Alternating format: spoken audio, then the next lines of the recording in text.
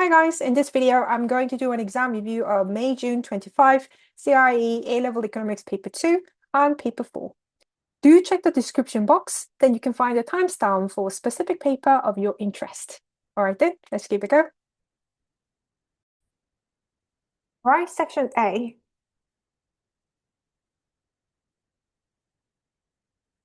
Question A1.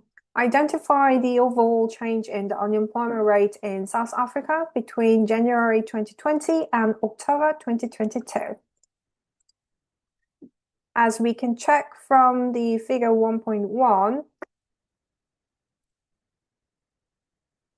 it went through the up and down pace. So overall, it increased from 30.1 in January 2020 to 32.7 in October 2022.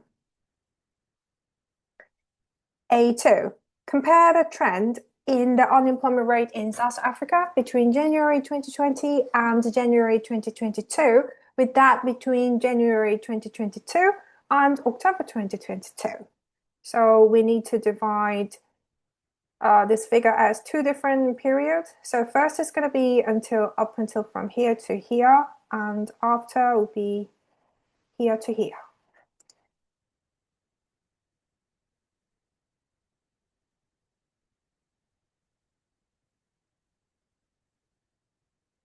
During the first period in January 2020 to January 2022, it consistently increased, except for April 2020 and January 2021.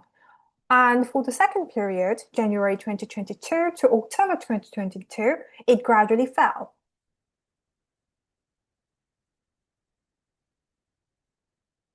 Question B.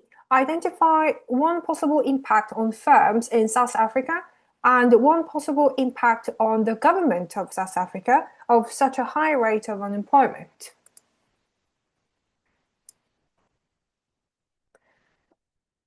For firms, they might find it easier and cheaper to recruit labor and can pay lower wages to them. However, they may suffer weaker demand for their products due to lower real wages that caused decreased consumption. For the government, it may have collected less tax revenue and paid a higher welfare payment. Because workers and firms pay less tax when they earn less income or revenues. At the same time, there should be more government unemployment-related transfer payments, such as unemployment benefits. Question C. Consider whether continued falls in the value of the South African rand may lead to a reduction in the current account deficit of the balance of payment. When the value of rand decreases, it will make exports relatively cheaper and imports relatively more expensive. This should lead to an increase in exports and a fall in imports, which is going to improve the net exports. It's going to alleviate the current account deficit. However, such impact of currency depreciation on current account deficit is up to the country's export and import elasticity. If the sum of export and import elasticity is bigger than 1, which is elastic, the improvement of current account deficit will relatively quicker with the currency depreciation. On the other hand, if the sum is smaller than 1, the deficit improvement will take longer or not so much dramatic. Question D. Assess the extent to which closer membership of the FTA may help South Africa to achieve the growth needed to escape from its economic difficulties. First, let's talk about the benefits of joining free trade to escape South Africa's economic difficulties. First, it leads trade creation. This will open up additional markets, which may lead to export-led growth. And in the long run, domestic industry can be more competitive and innovative, which may lead to lower prices and better products. So therefore, it's going to increase consumption at home and abroad. And bigger market definitely attract more FDI to the country. These are going to be the benefits. Next is about the potential disadvantages of free trade to escape South Africa's economic difficulties. For now, domestic businesses will face increased competition because South Africa is not very competitive in terms of the business confidence. And the free trade can lead to a possible fall in the demand for domestically produced goods as imports get cheaper. Also, it can cause higher unemployment and possible recession, not to mention the fact that it can lead further deficit on the current account and falling GDP. Question E, assess the extent to which the policies suggested to improve infrastructure and to reduce the high rate of unemployment in South Africa are likely to reduce income inequality. The policies that intend to improve infrastructure and reduce the high rate of unemployment that are mentioned in the text are categorized as supply-side policies, which have the aim of boosting nations' resource and production productivity, such as improving transport links and safeguarding electricity supplies, setting an appropriate national minimum wage, improving levels of education and training, and school to job transitions, and the promotions of entrepreneurships, etc. So first, let me talk about how such policies may reduce income inequality. First, improved transport links increase mobility, which can let the workers take advantage of job opportunities. And raising wage levels and protecting jobs make people being more employable and give more incentive for training and education. Last, promotion of entrepreneurship leads more businesses to be set up, raising income levels. Next is about the limitations of such policies in reducing income inequality. First, the cost of policy implementation seems to be quite high because the characteristics of the policies all require long-term and grand levels of government spending. So there is a risk of them being withdrawn due to government budget burden or opportunity cost. And again, considering the nature of supply-side policies, the time taken to implement such policies are like being a big hurdle. Also, the receptiveness of the workforce is uncertain. For example, people may still lack the incentive to get education. They may prioritize just earning income right now. So because they have a bit of lack of incentive or awareness on the case. Last, if the policies simply have the impact of making people who are already earning higher incomes even better off, and the benefits are not equally shared across all income levels, this will not reduce income inequality of the country. Moving on to section B, there are two pairs in section B, and I would like to go for the question 3.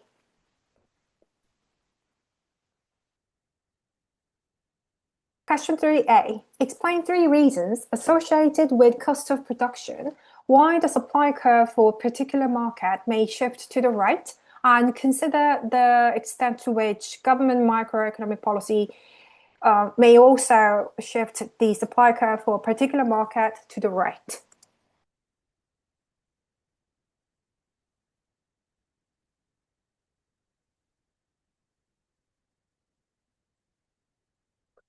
For the introduction, what you need is the definition of the key terms, brief introduction of 3 reasons and policies that you will analyze from the following paragraph.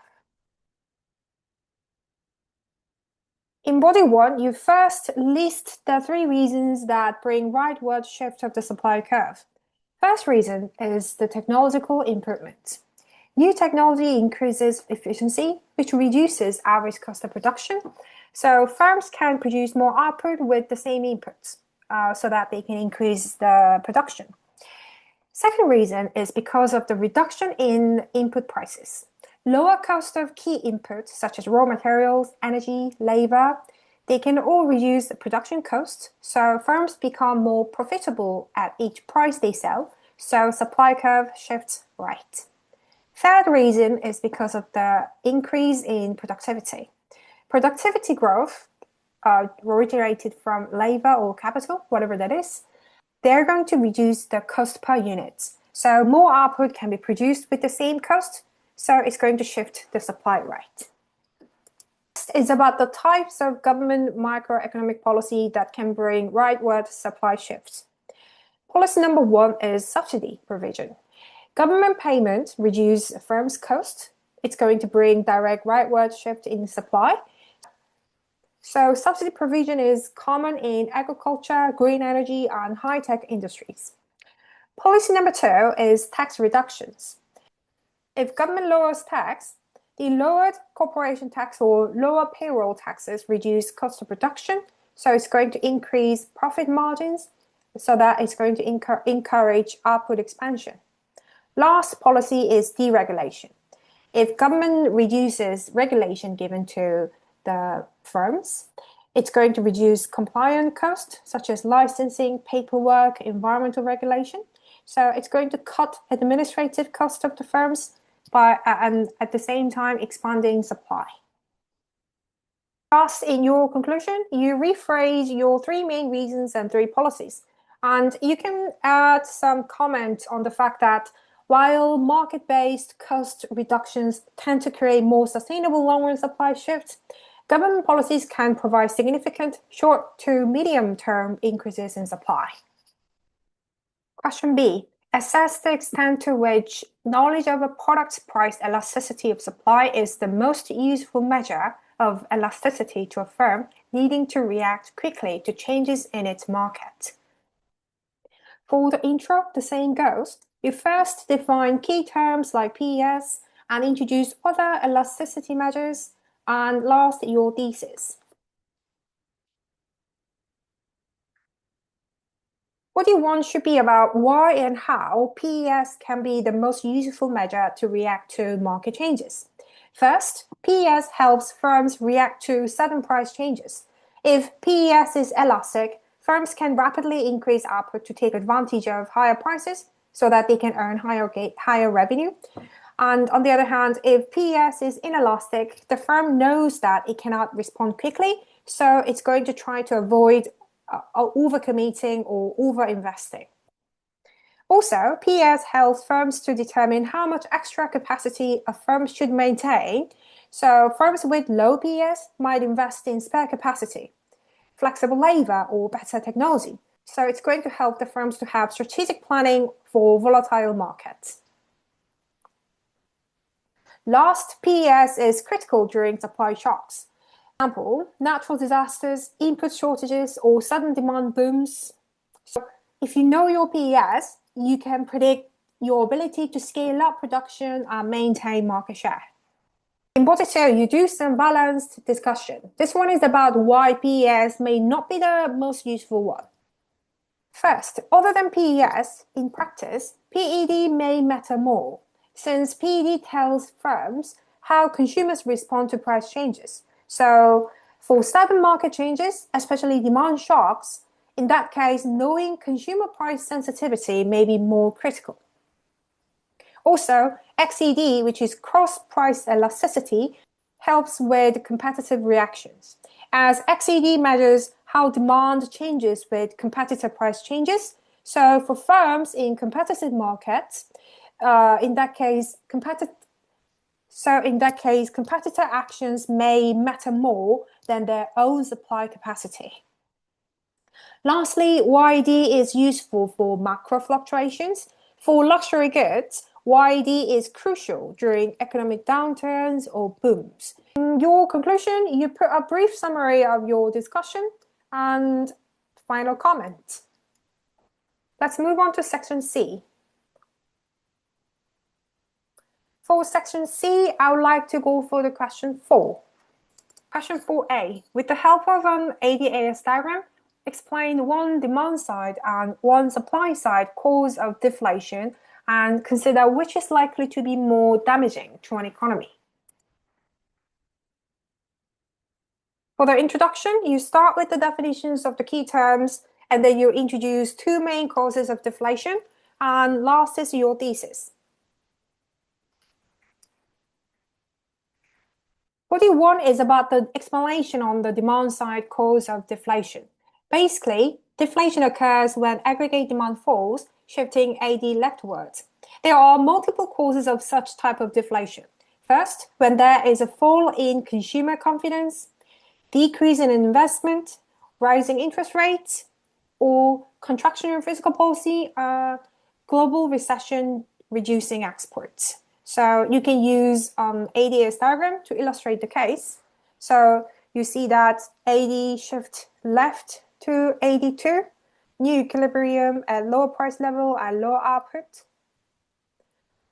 Next is about the consequences of demand-deficient deflations. So it leads lower output, higher unemployment, negative multiplier effect, risk of deflationary spiral, falling prices, postponed consumption, and falling corporate profits, business closures.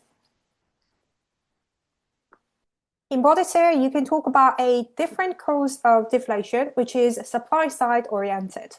Oriented deflation can occur from a rightward shift of the aggregate supply.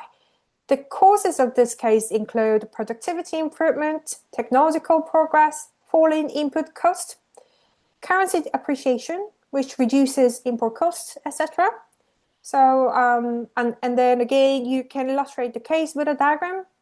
SRAS curve shift to the right, new equilibrium has higher output and lower prices.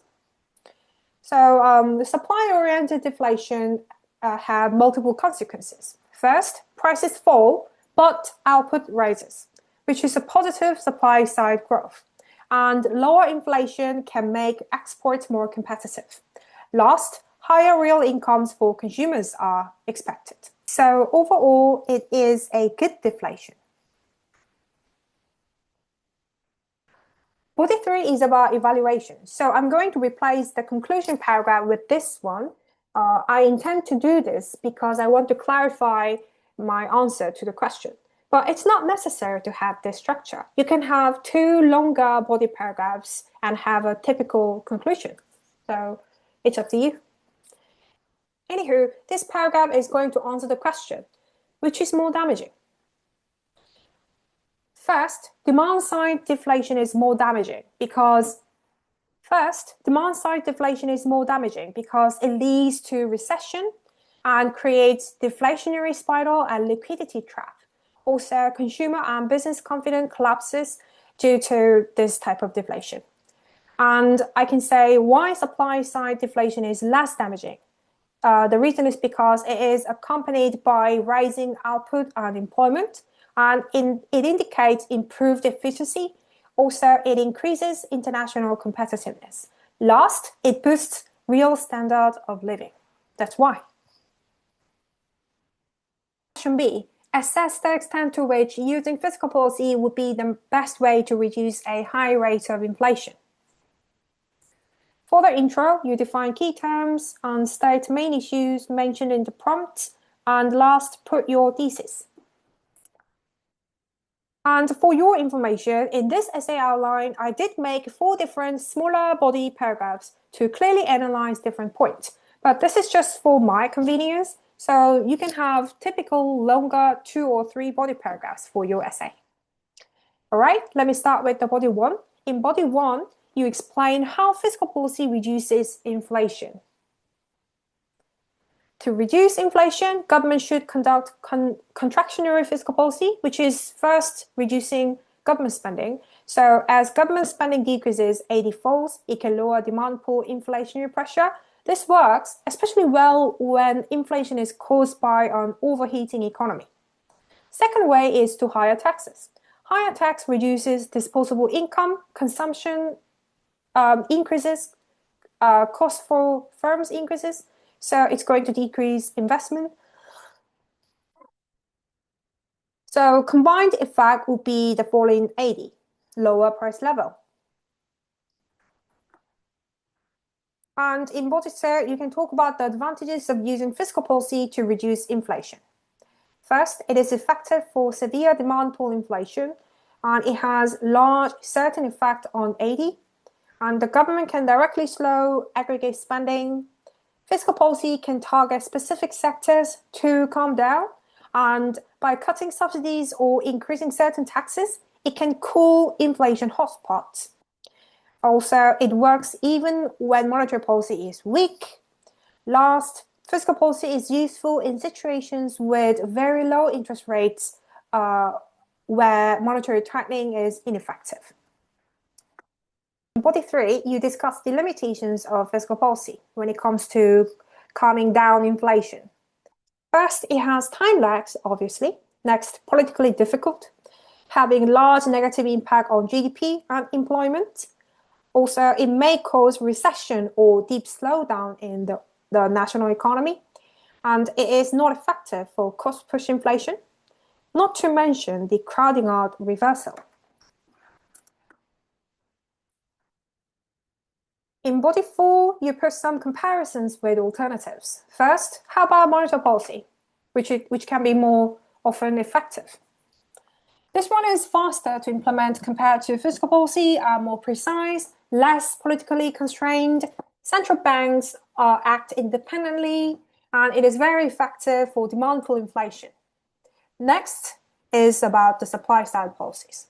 It works to increase productivity, shifting aggregate supply curve to the right. And since it is long-term and avoids damaging employment, it is a more sustainable solution for persistent inflation. Last alternative is exchange rate policy. It is applicable to only some economies. Anywho, as appreciation reduces import prices, the country can lower cost-push inflation. However, it may hurt export competitiveness. For the conclusion, you put your final comment on the essay question. That's enough.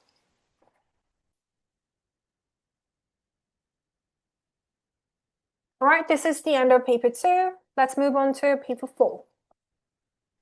Paper 4, section A, economic development in Bangladesh. Question A, identify what is included in the HDI.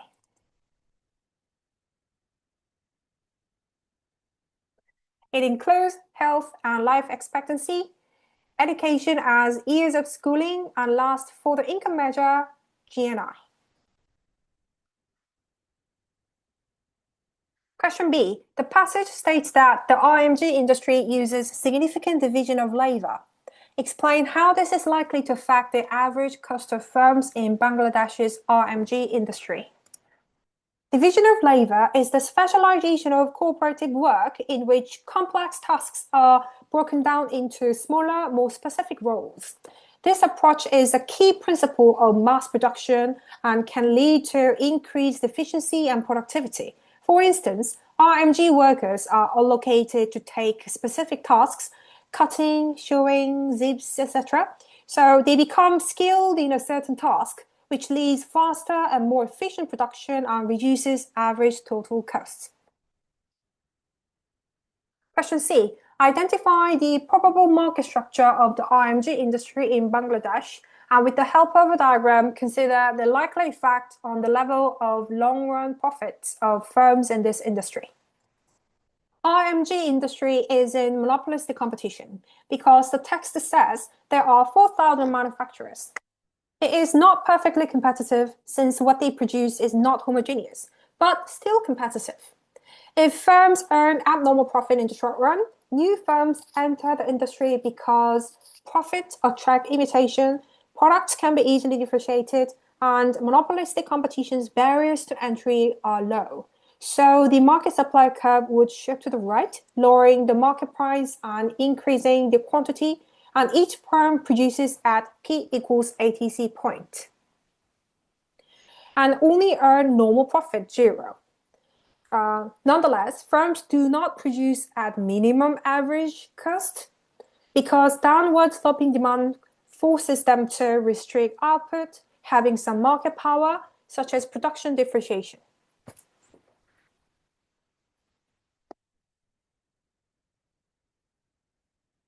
Question D. With reference to the article, assess whether there is enough evidence to conclude that living standards in Bangladesh have improved since 1971.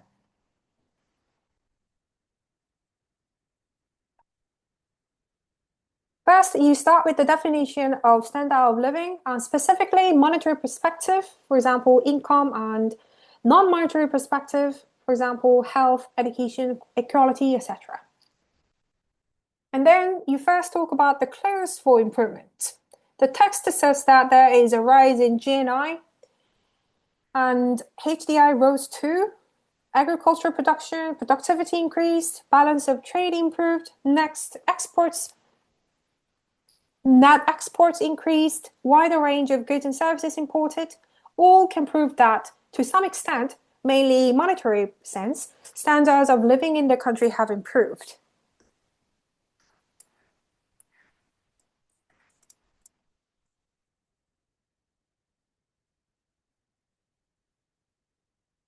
Next is about the limitations of the given information to conclude whether or not the standards of living have improved. First, it says there are negative externalities such as air and water pollution, and the use of child labor and bad working conditions demonstrate that still there is a long way to go. And the loss of agricultural jobs, poorly constructed factories, those clues prove that it's difficult to make the conclusion only by seeing the given information. On top of that, the text provides not enough evidence about information like housing, education, or health, etc. So that's going to be the limitation point. All right, this is the end of section A. Let's move on to section B.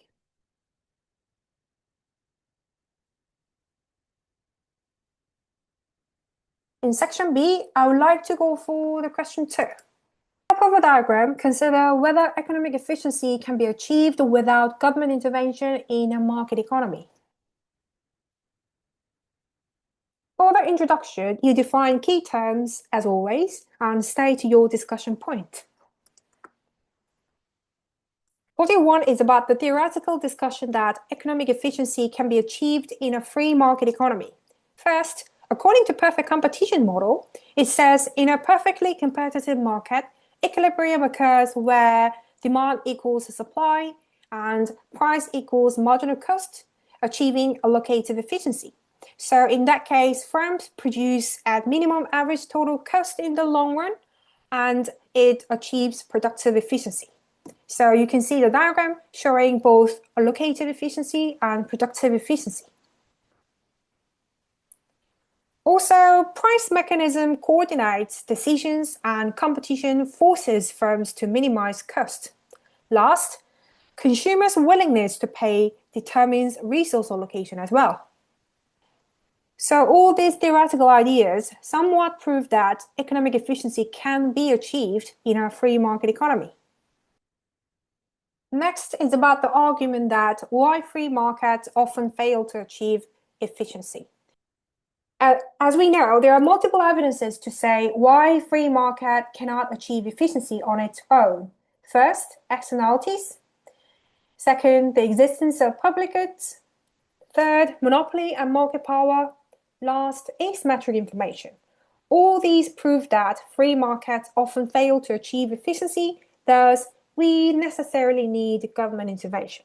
So this diagram is for the monopoly diagram, and this one is for the negative production externality. 3, to deepen your discussion, you put some evaluation on government intervention. First is about the market-based corrective mechanisms that can work sometimes better than the government intervention. So it says that innovation and competition on their own can erode monopoly power over time without government intervention. Also, government intervention has limitations too, like regulatory capture, political incentives, inefficient public spending. Taxes, subsidies may distort incentives more than they do help, and over-regulation can reduce innovation and competition. These are the evaluation points to somehow show the balanced discussion on this issue. For the conclusion, you restate the balanced discussion that you did above and put a final comment of yours. That should be enough. Last section C. For the last question, I would like to go for the question 4. Question 4. A country with an open economy has falling demand for exports. Consider the view that monetary policy alone will solve this problem. Defining the key terms, next stating the main issue, which is falling demand for exports, and last finishing with your thesis will be enough for the introduction. In body 1, you explain how monetary policy can address falling export demand.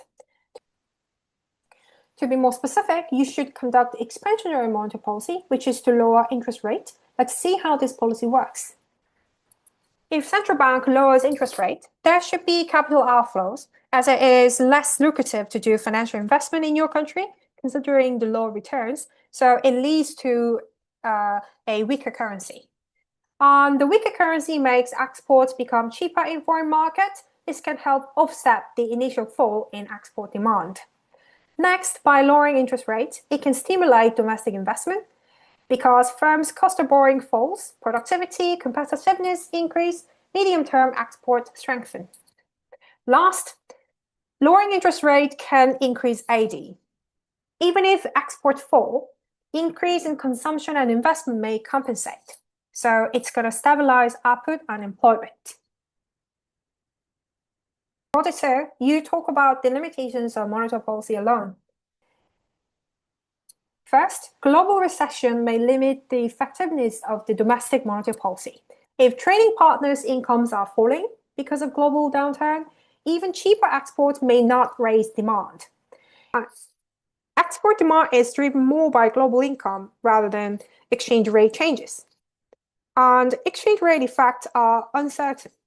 Currency depreciation may have time lags, trigger imported inflation. Demand for exports may be income inelastic. Think about the Marshall and Lerner condition. If a country exports necessities or commodities, foreign consumers may not buy more even if prices fall.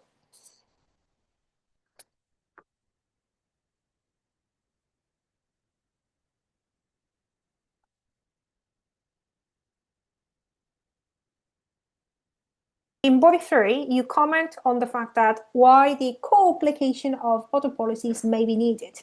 First, let's check the effectiveness of supply-side policies. This one works to improve long-run competitiveness, infrastructure, education, R&D, innovation. So it helps the country produce higher value products that face stronger demand globally. So it can address structural causes of falling exports. Next, how about trade policy, especially export promotion policy? By negotiating trade agreements and reducing trade barriers and providing government support for exports, marketing, logistics, etc. By doing that, you can improve demand fall on exports. Last to consider is fiscal policy. Government investment may raise productivity and reduce production costs, so you can fundamentally strengthen the export sector. Conclusion can be simple, just by restating your main discussion points and putting your balanced final judgment. It should be enough. All right, this is the end of paper 4. Thanks for watching. Bye.